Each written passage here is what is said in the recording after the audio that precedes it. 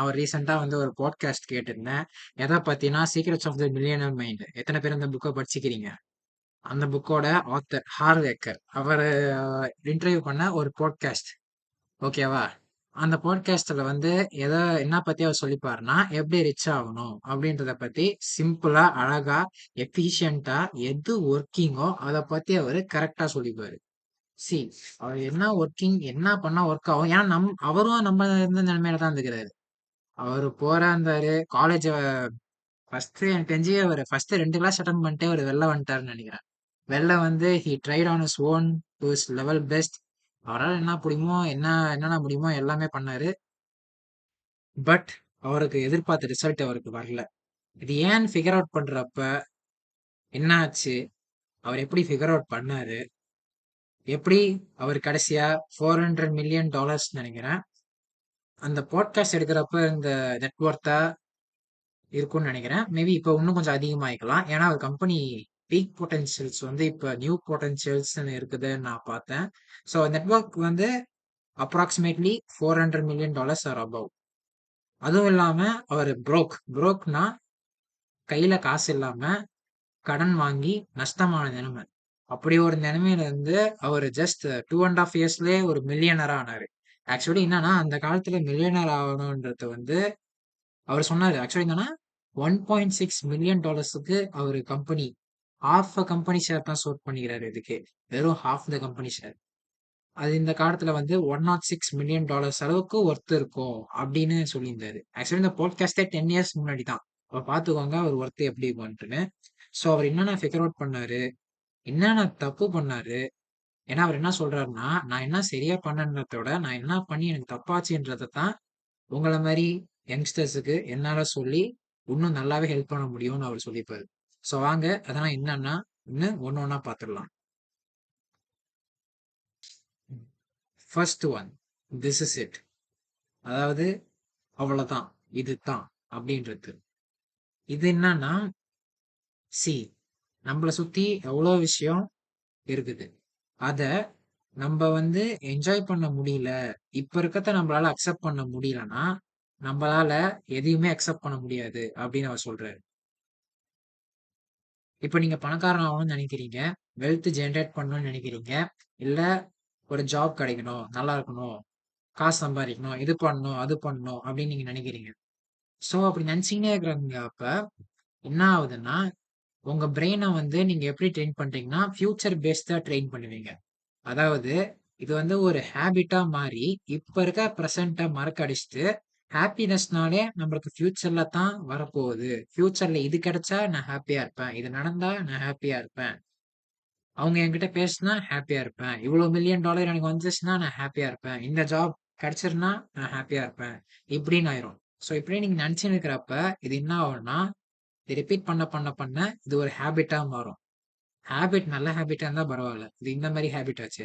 So இதோட consequence எப்படி இருக்கும்னா, பிரசன்ட் உங்களால வந்து என்ஜாய் பண்ண முடியாத அளவுக்கு போயிடும். ஸோ அவர் என்ன கிளைம் பண்றாருன்னா, இத வச்சு நீங்க கோடீஸ்வரனா ஆயிட்டா கூட உங்களால இந்த பிரசன்ட் மொமெண்ட்ட என்ஜாய் பண்ணவே முடியாது அப்படின்றாரு. ஸோ அவர் என்ன வலியுறுத்துறாருன்னா, இந்த மொமெண்ட் இப்ப இருக்கத்த வந்து நம்ம பிரெயினுக்கு நல்லா ட்ரெயின் பண்ணணும். இப்ப இருக்கத்த நம்ம ஃபுல்லா அக்செப்ட் பண்ணி, ட்ரெயின் பண்ணி, அக்செப்ட் பண்ணி ஹாப்பியா இருக்க கத்துக்கணும். ஹாப்பின்றதோட ஹாப்பினஸ விட்டுருங்க. பீஸ்ஃபுல்லா இருக்கும். ஏன்னா நான் பவர் ஆஃப் நவ் புக் நான் படிச்சுக்கிறேன். இன்ஃபேக்ட் இந்த புக்க பத்தி இந்த ஆத்தரும் இந்த பாட்காஸ்ட்ல பேசிப்பாரு. ஸோ அடுத்ததுக்கு போலாம். First one, this is it. அதாவது இது இதுதான். லைஃப் வந்து இப்ப இருக்கத்தோட அப்ப ஒன்னும் பெட்டரானா இருக்காது. இப்ப எப்படி இருக்கிறோ அதே மாதிரி தான் இருக்கும். உன்கிட்ட பணம் வந்துக்கலாம் போலாம். பட் அது எதுவுமே முக்கியம் இல்ல. இப்போ உங்களால என்ஜாய் பண்ண முடிஞ்சா அப்போ உங்களால என்ஜாய் பண்ண முடியும். இப்போ முடியலன்னா அப்பவும் முடியாது. All you have is now. So going on to the second one, எப்படி பணக்காரனா ஆகணுன்றதுக்கு சிம்பிள். அவர் என்ன சொல்றாருன்னா, காமன் சென்ஸ் இருந்தாலே போறன்றாரு. அதாவது common sense, not your sense நிப்பாரு. காமன் சென்ஸ் சொல்லுவாரு. ஸோ அது என்னன்னு வாங்க பார்க்கலாம். Get your head off the money அப்படின்னு சொல்லுவாரு. அதாவது என்னன்னா, பணத்தை பத்தி யோசிக்கணும்னா, ஐ மீன் ரிச், அதாவது லெட்ஸ் சே ஒரு கோடீஸ்வரன் ஆகணும்னு யோசிக்கிறீங்கன்னா, கோடீஸ்வரன்றது வந்து ஒரு ரிசல்ட். ரிசல்ட்னா கடைசியா ஒரு ரிவார்ட் அது செஞ்சு முடிச்சு நம்மளுக்கு வர பலன். அந்த இது எக்ஸாம்பிளா எப்படி சொல்லலாம்னா ஒரு மரத்துல இருக்கிற பழமா சொல்லலாம். சோ அந்த பழம் வந்ததுக்கு காரணம் வந்து அதோட பிரான்ச்சஸோ கிடையாது, ட்ரங்கோ கிடையாது. அதோட ரூட். அதான் மெயின் ரீசன். ஸோ அவர் இங்க என்ன சொல்ல வர்றாருன்னா, எந்த பீப்புளோட சக்சஸ்க்குமே காரணம் வந்து எக்ஸ்டர்னல் ஃபேக்டர்ஸா இருக்க சான்சஸே இல்லைன்னு சொல்றாரு. ஏன்னா யார் வேணாலும் ரிச் ஆகலாம். அது யார் கையில இருக்குன்னா எக்ஸ்டர்னல் ஃபேக்டர்ஸ் கையிலயா? கண்டிப்பா கிடையாது. இது யார் கையில இருக்குன்னா நம்ம கையில தான் இருக்குது. நம்ம தான் நம்ம சக்சஸ்க்கு ஃபுல் ரீசன், நம்ம தான் நம்ம ஃபெயிலியருக்கும் ஃபுல் ரீசன் அப்படின்னு சொல்றாரு. ஸோ நம்ம எந்த அளவுக்கு இம்ப்ரூவ் பண்ணிக்கிறோமோ அந்த அளவுக்கு நம்ம பர்சன்டேஜ் ஆஃப் சக்சஸ் இம்ப்ரூவ் ஆகும். நெக்ஸ்ட் ஒரு பணம் சம்பாதிக்க மெயினா என்ன சொல்றாருன்னா, ஸோ இதான் தேர்ட் ஒன்னா இருக்கும். Start solving problem for other people. அதாவது காசு சம்பாதிக்கிறதுக்கு காசை ஃபோக்கஸ் பண்ணவே கூடாது. மற்றவங்க ப்ராப்ளத்தை சால்வ் பண்ண பார்க்கணும்.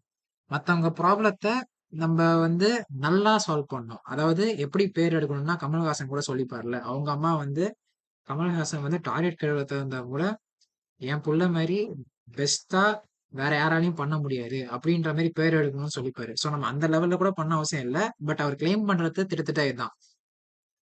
ஒரு ப்ராப்ளம், ஜஸ்ட் ஒரே ஒரு ப்ராப்ளம் நீங்க எதுல வேணா இருக்கலாம். லெட்ஸ் சே ரிலேஷன்ஷிப் ஃபிக்ஸ் பண்ற ப்ராப்ளம் நீங்க அதுல பெட்டரா இருக்கலாம். அப்படி இல்லையா பாஸ்கெட் பால் நல்லா விளையாடலாம். அப்படியும் இல்லையா நல்லா சொல்லி தரவரா இருக்கலாம். ஸோ இதெல்லாம் வந்து சில ப்ராப்ளத்தை வந்து மக்களுக்கு சால்வ் பண்ணும். எப்படி நம்மளுக்கு பணம் வரும்னு நினைக்கிறீங்க? மத்த மத்தவங்க கிட்ட இருந்து தானே நம்மளுக்கு பணம் வரும். மத்த பர்சன்ஸ் கிட்ட தானே பணம் வரும். We are the only creatures who use money. வேற யாரும் மணி யூஸ் பண்றது இல்ல. ஸோ நம்ம பணம் எல்லாமே வந்து மத்தவங்க கிட்ட இருந்து தான் வரும். வேற எதுகிட்ட இருந்தும் வராது. ஸோ மத்தவங்க கிட்ட தரணும்னா நம்மளுக்கு ஏன் தர போறாங்க? இவன் நல்ல பையன், இவன் அழகா இருக்கான் அப்படின்ட்டு தான் கிடையாது. நம்ம அவங்களுக்கு ஏதாவது ஒரு ப்ராப்ளம் சால்வ் பண்ணணும். இல்ல அவங்க ஹெல்ப் பண்ணா அவங்க வந்து நம்மளுக்கு காசு தருவாங்க. ஸோ இதான் கேட்ச். மற்றவங்களுக்கு ப்ராப்ளத்தை சால்வ் பண்ணணும். அது மூலியமா நம்ம வந்து ஒரு ப்ராஃபிட் ஒரு பேமெண்ட் பார்ப்போம். So next thing, fourth one இதான் ரொம்ப இம்பார்ட்டன்ட். என்ன கேட்டா நிறைய பேர் வந்து ஒரு நல்ல ப்ராப்ளம் சால்வ் பண்றவங்களா இருப்பாங்க. அதே மாதிரி நிறைய பேருக்கும் சால்வ் பண்ணி இருப்பாங்க. பட் அவங்களால ரிச் ஆக முடியுமா? சான்ஸே இல்லை. நல்லா ஹார்ட் ஒர்க் பண்ணி ரிச் ஆகுற மாதிரி இருந்தா நம்ம ஊர்ல இந்நேரத்துக்கு நர்ஸும் டாக்டரும் போலீஸும் தூய்மை பணியாளர்களும் தான் இந்நேரத்துக்கு ரிச்சா இருப்பாங்க. பட் ஆன் த கான்ட்ரரி, யார் ரிச்சா இருக்கான்னா த ஒன் ஹூ லெவரேஜ். லெவரேஜ்னா சிம்பிளா சொல்லணும்னா, லெட்ஸ் சே நான் ஒரு ப்ராப்ளம் ஸ்டார்ட் பண்ணி ஐ மீன் ஃபிகர் அவுட் பண்ணி சால்வ் பண்ண ஆரம்பிக்கிறேன். ஸோ அந்த ப்ராப்ளம் சால்வ் ஆகணும்னா அதை நான் இருந்தா மட்டும்தான் சால்வ் பண்ண முடியும் அப்படின்னு இருக்கக்கூடாது. நான் இல்லைன்னாலும் சால்வ் பண்ற மாதிரி இருக்கணும். நீங்க வந்து ஒரு மார்க்கெட் ஓபன் பண்றீங்க. ஸோ மார்க்கெட்ல ஃபர்ஸ்ட் டே நீங்க ஓபன் பண்றப்ப நீங்க தான் எல்லாமே பார்த்துப்பீங்க. எக்ஸப்ட் மேபி கேஷியர் நீங்க வச்சா வைக்கலாம். இல்ல நீங்க அது கூட நீங்க பார்த்துக்கலாம். இப்ப இந்த மார்க்கெட் பிசினஸ் பண்ணி மட்டும் ஐ மீன் ஒரு பழமோ காய்கறியோ வித்து மட்டும் உங்களால பணக்காரமாயிட முடியுமானா வாய்ப்பு இல்ல. ஒரு கடை இருந்தா பத்தாது. உங்களது ஒரு பிராண்டா மாத்தி எங்க பார்த்தாலும் பிரான்ச்சஸ் பிரிச்சு நிறைய இடத்துல உங்க பிராண்டை நீங்க எஸ்டாப்ளிஷ் பண்ணீங்கன்னா சேல்ஸ் வந்து அதிகமா இருக்கும். ஸோ நீங்க அதுக்கப்புறம் வேலை பார்க்கணும் கூட அவசியம் இருக்காது. மற்றவங்க கிட்ட கொடுத்துட்டு வர ப்ராஃபிட்டை நீங்க ஹாயா என்ஜாய் பண்ணலாம். நீங்க வேலை பார்க்கணுன்னே இருக்காது. ஸோ அதான் லெவரேஜ். உங்களால ஒரு ப்ராப்ளமை சூப்பரா சால்வ் பண்ண முடியும் அப்படின்னா நீங்க லெவரேஜ் பண்ண ஸ்டார்ட் பண்ணிடலாம். அண்ட் ஒன் இம்பார்ட்டன்ட் திங், லெவரேஜை பத்தி ஃபர்ஸ்டே யோசிக்க கூடாது. இதுதான் ஆத்தர் வந்து அவர் சன்னை கூட எக்ஸாம்பிளா வச்சு சொல்லிப்பாரு. அதாவது என்னன்னா லெவரேஜ் பண்ண ஆரம்பிக்கிறான்னா ஸ்டார்டிங்கே பண்ண முடியாது. ஏன்னா ஸ்டார்டிங்கே வந்து நம்ம பீப்புள் கூட பேசி அவங்க ப்ராப்ளம் என்ன, நம்மளால வந்து கரெக்டா சால்வ் பண்ண முடியலையா, முடியலன்னா நம்ம அந்த ப்ராப்ளமை வந்து ரீஷேப் பண்ணணும். அவங்களுக்கு ஏத்த மாதிரி அடாப்ட் பண்ணி தரணும்.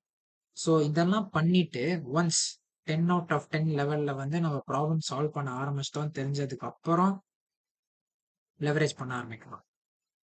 ஸோ ஃபிஃப்த் ஒன் இது வந்து ஒரு போனஸா சொல்லுவாரு. என்னன்னா want to be a man have integrity அப்படின்னு சொல்லுவாரு. அதாவது ஒரு ஆம்பளையா இருக்கணும்னா இன்டெகிரிட்டி, அதாவது சொன்னா செய்யறது இருக்கணும் அப்படின்னு சொல்றாரு. இது ரொம்ப இம்பார்ட்டன்ட். ஃபார் எக்ஸாம்பிள் ஒரு எக்ஸாம்பிள் கூட சொல்லுவாரு. 9 மணிக்கு ஜான் நான் வர சொல்றேன். பட் ஜான் வந்து 9:05க்கு வரான் அப்படின்னா, வெல் தட்ஸ் அ மிஸ்டேக். நான் வந்து ஜான் வந்து என்கிட்ட 9க்கு வரேன்னு சொல்லிக்கிறான். பட் 9:05க்கு வரான்னா அது தப்பு. அவன் சொல்லியே ஆகணும்னு யாரும் அவன கன் பாயிண்ட்ல வச்சு ஒண்ணும் மிரட்டல. 9க்கு நான் வரேன் அப்படின்னு. சோ அவர் என்ன சொல்ல வர்றாருன்னா இதுல இருந்து, இந்த மாரி சின்ன விஷயத்த நான் பார்க்கிறேன்ட்டுன்னு நீங்க என்ன தப்பா நினைக்கலாம். பட் அப்படி கிடையாது. ஒரு பிசினஸ் வேர்ல்ட்ல சொன்னா சொன்னத செய்யறதா இருக்கணும் அப்படின்னு சொல்லிப்பாரு. இதுல ஒரு இன்ட்ரெஸ்டிங்கான விஷயம் கூட இன்னொன்னு சொல்லிப்பாரு அவரு. அவருக்கு 2 சில்ட்ரன்ஸ் இருக்கிறாங்க. ஸோ அவங்க 2 பேருமே வந்து தனித்தனியா இன்டர்வியூ எடுத்து, அவங்க அப்பாவ பத்தி எங்களுக்கு தெரியாது ஏதாவது சொல்லுங்கன்னு கேட்டா, 2 பேருமே வந்து அவங்க அப்பா வந்து ஒண்ணு சொன்னா, சொன்னது வந்து கண்டிப்பா நடந்துரும் அப்படின்னு சொல்லிக்கிறாங்க. தனித்தனியா இன்டர்வியூ பண்ணதுக்கு. ஸோ அவர் என்ன சொல்ல வர்றாருன்னா, இதான் மெயின் திங். இன்டெகிரிட்டி இருக்கணும். சொன்னா அது செய்யணும். யாரும் நீ சொல்லுன்ட்டுன்னு உன் கன் பாயிண்ட்ல வச்சு உன்ன ஒண்ணும் மிரட்டல. நீ சொல்லிக்கணும்னு அவசியம் இல்ல. பட் சொல்லிட்டா நீ செஞ்சுதான் ஆகணும். அப்படி செய்யலைன்னா செல்ஃப் எஸ்டீம் லூஸ் ஆகும். மத்தவங்க கிட்ட இருந்து வர ஹோப், ட்ரஸ்ட் 2மே குறைஞ்சிரும். உங்களுக்குள்ள இருக்கிற ஹோப், ட்ரஸ்ட்டும் குறைஞ்சிரும். ஸோ அவ்வளவுதான். இதான் நான் ஷேர் பண்ணணும்னு நினைச்சது. ஸோ இந்த பாட்காஸ்ட்டை வந்து நான் தொடர்ந்து ஒரு 27 டேஸா தொடர்ந்து கேட்டுன்னு தான் இருக்கேன். இது கேட்கறதுக்கு காரணம் கடைசியா எண்டிங்ல அவர் சொல்லிப்பாரு. ஸோ இந்த பாட்காஸ்ட்டை வந்து at least 15 minutes a day for 120 days நீங்க கேட்டீங்கன்னா திஸ் வில் இன்ஃபியூஸ் யூ. அதாவது உங்களை இது வந்து ஊக்கப்படுத்தும். நீங்க கண்டிப்பா ரிச் ஆவீங்க நான் ப்ராமிஸ் பண்றேன் அப்படின்ற கூட சொல்லிப்பாரு. ஒரு வகையில பார்த்தா அது உண்மைதானே. ஏன்னா நம்ம தொடர்ந்து ஒரு விஷயத்த செஞ்சுக்கினே இருக்கிறப்ப நம்ம அதுவாகவே மாற ஆரம்பிச்சிருவோம். So good bye. இந்த ஆடியோ உங்களுக்கு பிடிச்சிருந்தா லைக் பண்ணுங்க. இந்த மாதிரி இன்னும் நிறைய வேணும்னா கமெண்ட் பண்ணுங்க. சப்போர்ட் பண்ணுங்க கைஸ். By by.